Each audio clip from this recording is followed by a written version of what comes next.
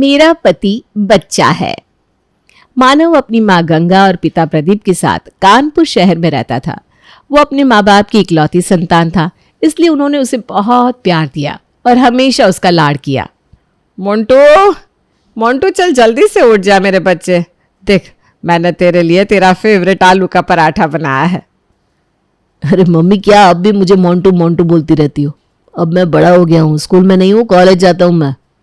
पहली बात, तू चाहे जितना भी बड़ा हो जाए मेरे लिए बच्चा ही रहेगा। और दूसरी बात, तेरा घर का नाम मोंटू ही तो है, तो क्यों ना बोलूं? अच्छा ठीक है पापा, आपका जो दिल करे वो बोलो। चल अब फटाफट आ जा, तेरे पापा नाश्ते पर वेट कर रहे हैं। ठीक है, आता हूँ मैं। मानव फ्रेश होकर नाश्ता करने बैठ जाता है। तभी उसे ऐसा लगता है जैसे उसको बुखार चढ़ रहा है। मम्मी, मेरा माथा छूकर चेक करो ना, कहीं मुझे बुखार तो नहीं? अरे हाँ, तुझे तो बुखार हो रहा है बेटा। तो आज कॉलेज जाने की कोई ज़रूरत नहीं है। मैं अभी डॉक्टर अंकल से तेरे लिए दवाई ला दूंगा, तू आराम कर।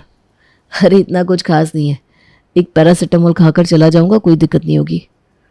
नहीं नहीं नहीं, कहीं बढ़ गया तो कोई ज़रूरत नहीं जाने की। मोंटू, तेरे पापा सही कह रहे हैं। मेरे बच्चे, नाश्ता करके वापस लेट जा। अरे कॉलेज की कोई परेशानी है तो हमें बता, हम तेरे टीचर से बात कर लेंगे। अरे नहीं, अच्छा ठीक है, रहने दो, मैं कल ही चला जाऊंगा। क्योंकि मानव इकलौती संतान था, इसलिए उसके माँ बाप उसे हमेशा ऐसे ही ट्रीट करते थे। वो उसकी एक्स्ट्रा केयर करते थे और उससे एक्स्ट्रा पैम्पर भी करते थे। एक दिन मानव अपनी कॉलोनी में अपने पड़ोसी रवि की कार के पास से गुजर रहा था। खेल खेल में उसका ध्यान नहीं रहा और उसकी कोहनी से रवि की कार का शीशा टूट गया। रवि ने यह देख लिया और तुरंत गुस्से में आ गया। मानव, ये क्या किया तुमने? अंधे हो क्या? हाँ, या फिर बच्चे हो? अरे रवि भैया, गलती से हो गया, मैं सही करवा दूंगा।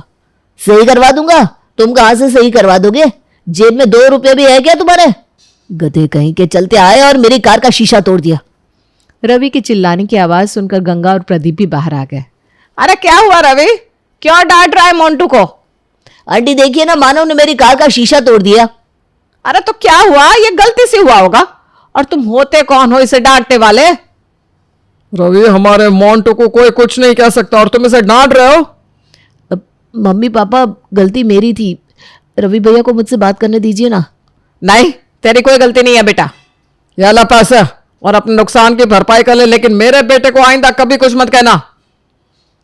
ठीक है अंकल, लेकिन अपने बेटे को इस उम्र में इतना सर पर चढ़ाना ठीक नहीं है। तुझसे पेरेंटिंग की टिप नहीं मांगी है मैंने, चल जा। रवि चुपचाप चला गया। धीरे धीरे समय बीतता गया। मानव की कॉलेज की पढ़ाई पूरी हो गई और वो जॉब करने लगा। कुछ साल बाद उसकी शादी राधिका से हो गई। राधिका के आने से घर में खुशियां आ गई। वो अपने नए घर को लेकर बहुत खुश थी। मानव, आपका परिवार बहुत अच्छा है, मैं बहुत खुश हूँ। मैं भी बहुत खुश हूँ Radhika, I am lucky to have you in my life. शादी के बाद भी मानव के माँ बाप उसे उसी तरह पैम्पर करते थे जैसे पहले किया करते थे। एक दिन राधिका किचन में काम कर रही थी और माधव हाथ मुंह धोए बिना डाइनिंग टेबल पर आकर बैठ गया। अरे पहले फ्रेश तो हो जाओ, हाथ मुंह धो लो फिर नाश्ता करना। अरे नहीं, मेरा बच्चा खाने के लिए बैठा है तो उसे टोको मत। कोई बात नहीं, तो खा ले मेरे बच्चे। लेकिन मम्मी जी, आदतें सही होनी चाहिए ना, सुबह उठकर फ्रेश होना ज़रूरी है। अरे तुम क्यों उसे सिखाने की कोशिश कर रही हो? हमारा बेटा जैसा चाहे वैसा रहेगा, उसे कुछ भी करने को मजबूर मत करो। हाँ, मेरा मोंटू जैसा चाहेगा वैसा करेगा, तुम इसमें दखल मत दो। पर मम्मी जी, मैं तो सिर्फ... बस चुप, नहीं नहीं आई हो ना, हमें मत सिखाओ। राधिका को ये अजीब लगा, लेकिन उसने बात को वहीं छोड़ दी। फिर दोपहर का वक्त आया और राधिका ने उड़द की दाल की खिचड़ी बनाई। जैसे ही वो खाने के टेबल पर सबके लिए खाना परोसने लगी, मानव ने खाने से मना कर दिया। ये क्या, उड़द की दाल की खिचड़ी? मैं नहीं खाता, ये मैं नहीं खाऊंगा। अरे सब कुछ खाना चाहिए, ट्राई तो करो, शायद पसंद आ जाए। नहीं, मुझे नहीं खानी, मैंने कभी ये वाली दाल नहीं खाई। इसीलिए तो कह रही हूँ, ट्राई करो, मेरी तो फेवरेट है ये दाल। तुम्हें अभी तक ये नहीं पता कि मेरे बच्चे को क्या पसंद है क्या नहीं? पता है, पर मैंने सोचा ट्राई तो करवाना चाहिए ना। अरे हद हो गई, फिर भी मेरे बच्चे को वो खिला रही हो जो उसे पसंद नहीं है। अगर उसे ये खिचड़ी पसंद नहीं है तो उसे क्यों जबरदस्ती कर रही हो? हटो, मैं अपने मोंटू के लिए उसकी पसंद का कुछ बना देती हूँ। थैंक यू मम्मी, आप ही समझती हो मुझे। लेकिन मम्मी जी मुझे लगा कि अरे रहने दो तुम, हमारे बेटे को हमसे बेहतर कोई नहीं जानता, तुम बस अपने काम में ध्यान दो। राधिका ने चुपचाप अपने सास ससुर की बात मान ली, लेकिन उसे ये सब बड़ा अजीब लग रहा था। एक दिन सुबह सुबह मानव को हल्का सा बुखार हो गया। राधिका ने मानव को दवाई दी और उसे आराम करने को कहा और खुद वो किचन के काम में लगी। लेकिन ये बात जब गंगा के कानों तक पहुंची तो मानो घर में तूफान आ गया। अरे राधिका, ये क्या किया तुमने? मेरे बेटे को बुखार हो गया और तुमने मुझे बताया भी नहीं। अरे मम्मी, बस जरा सा बुखार है। हाँ मम्मी जी, वो बस थोड़ा सा ही बुखार तो है, मैंने इन्हें दवाई दे दी है। सिर्फ दवाई दे दी और उसे अकेला छोड़ दिया? अरे मेरा मोंटू अकेले कैसे रहेगा? मम्मी जी, वो बच्चा थोड़ी ना है, बड़े हो गए हैं, थोड़ा सा बुखार है, कोई बड़ी बात नहीं है। कल मुझे भी बुखार था, मैंने तो आपको बताया तक नहीं। तुम खुद को मेरे बेटे से कंपेयर मत करो, समझी? तुम्हें बुखार हुआ, तुमने बताया नहीं तो मैं क्या करूं? मेरे बेटे का तो मुझे बताना चाहिए था। हद करती हो तुम, खुद से कैसे सब कुछ तय कर सकती हो? राधिका चुपचाप सुनती रहती है, लेकिन गंगा तो बिना रुके बोलती रहती है। मेरा मोंटू बुखार में अकेले कमरे में पड़ा है और तुम आराम से किचन में काम कर रही हो, जरा से भी चिंता नहीं है तुम्हें उसकी। मम्मी जी, इतनी बड़ी बात नहीं है, वो आराम कर रहे हैं, जरा देर में ठीक हो जाएंगी। तुम एक माँ के दिल को नहीं समझ पाओगी। तुम्हें पता है मेरे बच्चे को बुखार में दलिया कितना पसंद है? बनाया तुमने? नहीं ना? राधिका को हंसी भी आ रही थी और गुस्सा भी, लेकिन वो दोनों चीज़ें कंट्रोल कर रही थी। उसने कहा, ओके सॉरी मम्मी जी, मैं अगली बार से ध्यान रखूंगी। 2 दिन ही हुए थे इस बात को कि राधिका और मानव के बीच में किसी छोटी सी बात पर बहस हो गई।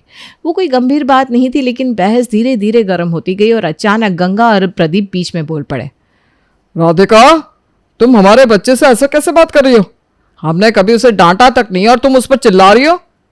हाँ, हमने हमेशा उसकी हर जिद पूरी की है। वो जो कह रहा है करने दो, लड़ो मत मेरे बच्चे से। पर मम्मी जी, ये हम पति पत्नी के आपस की बात थी, हर बार आप लोग बीच में क्यों कूद पड़ते हैं? क्योंकि तुम मेरे बच्चे पर चिल्ला रही हो। मेरे बेटे को कहोगे तो मैं नहीं सहूंगी। हाँ।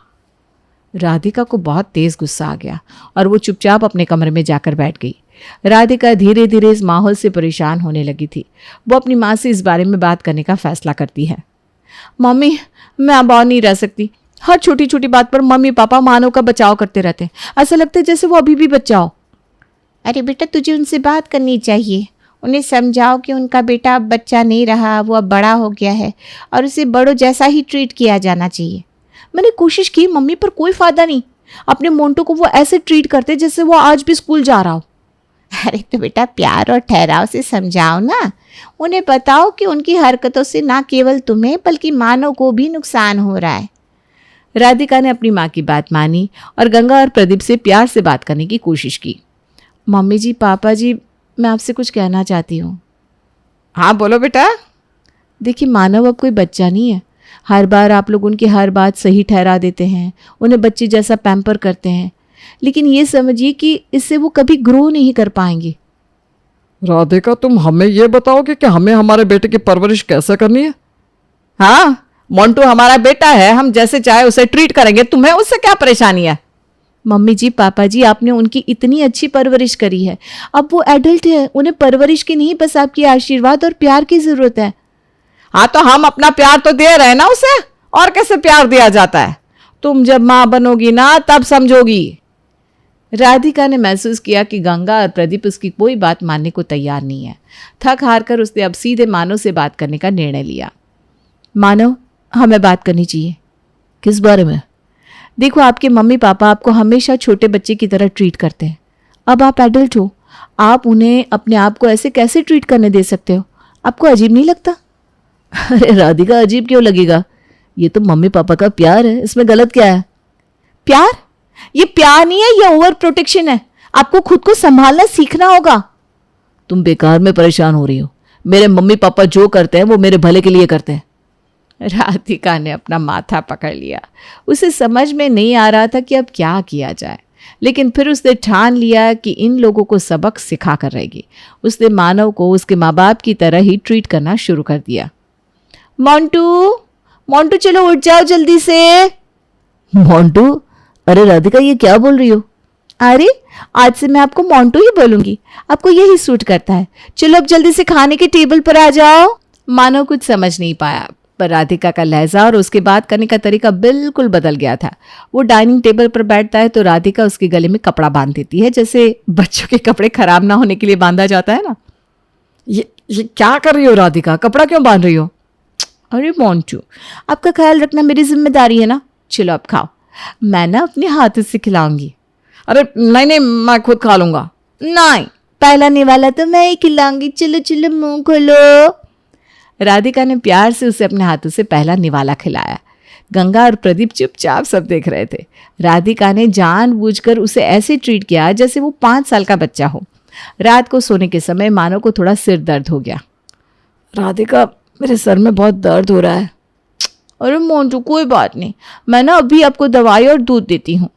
राधिका दूध में दवाई मिलाती है और उसे पीने को देती है। फिर धीरे धीरे उसके सर पर हाथ फेरने लगती है, जैसे माँ अपने बच्चे को सुलाने के लिए करती है।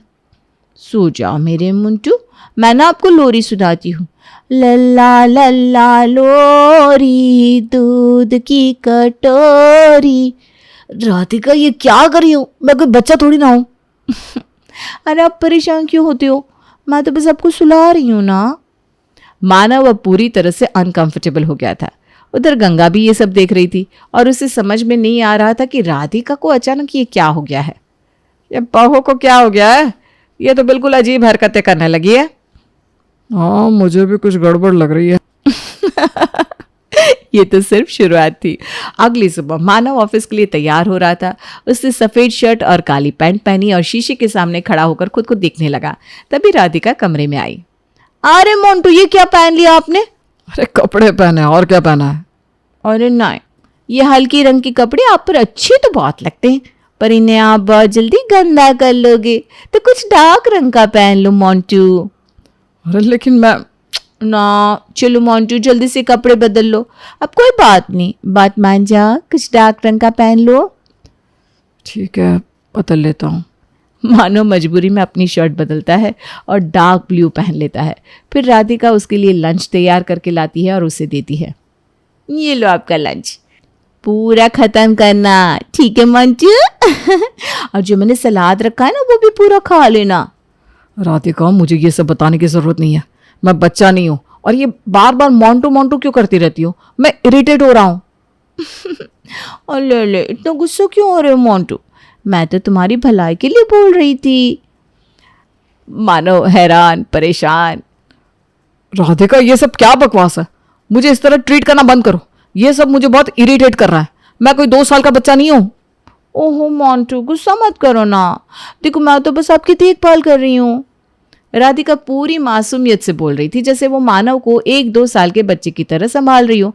इस बीच गंगा और प्रदीप भी सब कुछ देख रहे होते हैं। यह बहू को आजकल क्या हो गया है? पता नहीं, पर अभी कुछ कहना ठीक नहीं होगा। माधव गुस्से में राधिका की ओर देखता है, लेकिन गंगा और प्रदीप उसे टोक देते हैं। अरे बेटा, तुझे ऑफिस के लिए देर हो रही है ना? हाँ, जा रहा हूँ। मानव लंच बॉक्स लेकर तेजी से बाहर निकल जाता है, लेकिन जाते जाते भी उसके चेहरे पर झुंझलाहट साफ दिखाई दे रही थी। शाम को जब मानव ऑफिस से वापस आया तो उसके साथ उसके कुछ ऑफिस के कलीग्स भी थे। वो सब ड्राइंग रूम में बैठ गए। मानव ने राधिका को आवाज दी। राधिका, डिनर बना दो, मेरे कुछ कलीग्स आए हैं। राधिका, डिनर बना दो। हाँ मोंटू, आप बैठो, मैं खाना बनाती हूँ। थोड़ी देर बाद राधिका डिनर लेकर आई, लेकिन इस बार भी उसने मानव को बच्चों की तरह ट्रीट करना शुरू कर दिया। मोंटू, जरा ध्यान से खाना, हाँ, ज्यादा मत खाना, वरना रात को फिर से पॉटी करने जाना पड़ेगा ना। ये सुनकर मानव के सभी कलीग्स ठहाका लगाकर हंसने लगे। मानव का चेहरा गुस्से से लाल हो गया।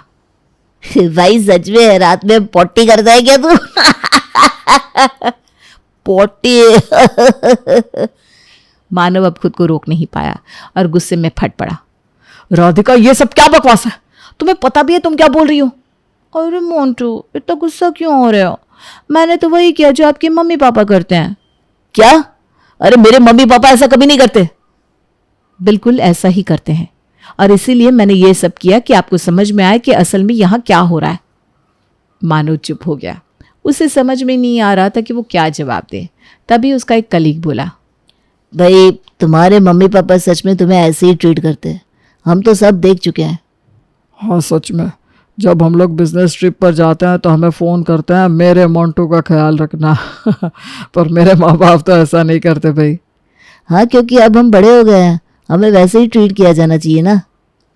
मानव के माथे पर चिंता की लकीरें दिखने लगी। वो कुछ सोचने लगा। इतने में गंगा और प्रदीप भी वहां आ गए, जिन्होंने पूरी बातचीत सुन ली थी। राधिका, तुमने जो किया वो सही किया। हम समझ नहीं पाए कि कब रुकना चाहिए था। हमने अपने बेटे को ज़रूरत से ज़्यादा लाड़ प्यार दिया। राधिका, हमसे गलती हो गई। क्या करे, इकलौता बेटा था ना, तो कुछ ज़्यादा ही भावनाओं में बह गए। पर आज तुमने हमारी आंखें खोल दी। तुमने जो किया बिल्कुल सही था। राधिका ने मुस्कुराते हुए उनकी तरफ देखा। कोई बात नहीं मम्मी जी, मैं सब समझती हूँ। अब हम सभी मिलकर सही तरीके से आगे बढ़ सकते हैं। गंगा और प्रदीप को अपनी गलती समझ में आई और उस दिन से उन्होंने नई शुरुआत करी। मानव और राधिका का वैवाहिक जीवन भी सुधर गया।